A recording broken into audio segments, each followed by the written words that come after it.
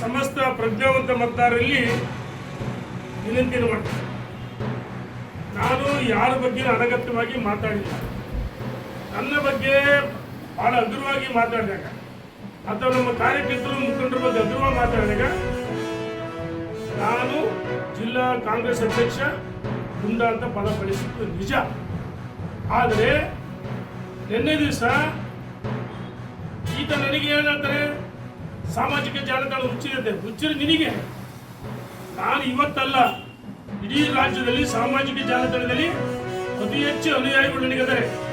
ಫೇಸ್ಬುಕ್ನಲ್ಲಿ ಆದರೆ, ಇನ್ಸ್ಟಾಗ್ರಾಮ್ನಲ್ಲಿ ಆದರೆ, ಮತ್ತು ಟ್ವಿಟ್ಟರ್ನಲ್ಲಿ ಆದರೆ. ನನ್ನದೇ ಆದ ಒಂದು ಈ ಕ್ಷೇತ್ರದ ಜನ ನನ್ನ ಆಯ್ಕೆ ಮಾಡಿದರೆ ನನ್ನದೇ ಆದ ಗೌರವ ನನಗಿದೆ. ನಾನು ನಿನಗೆ ಕೇಳ್ತೀನಿ, ನಮ್ಮ ಕಾರ್ಯಕರ್ತರು ಮುಖಂಡರು ಎಷ್ಟು ಜನ ಕೊಡ್ತೀವಿ ಗೊತ್ತಿದ್ದ?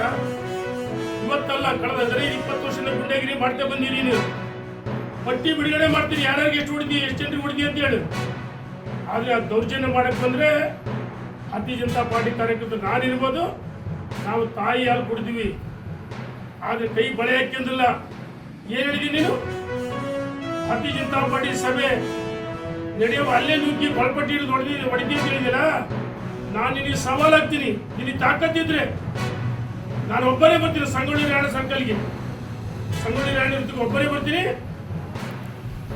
ನಾನು ನಿನಗೆ ಸವಾಲಾಗ್ತೀನಿ. ನೀನು ನನ್ನ ಕೊಲ್ಪಟ್ಟು ಹೇಳಿದ್ರೆ ನಾನೇನು ಕಟ್ಟಕ್ಕೆ ಹಾಕಿದ್ದೆ ಅಂತ ಮಾಡಿದ್ದೆ. ಅದೇ ದಾಟಿಲಿ ನಿನಗೆ ಹೆಂಗೆ ಉತ್ತರ ಕೊಡಬೇಕು ಅಲ್ಲೇ ನೀನು ಕೊಲ್ಪಟ್ಟು ಹಿಡಿದು ಏನು ಮಾಡೋಕ್ಕೋ ಮಾಡ್ತೀನಿ.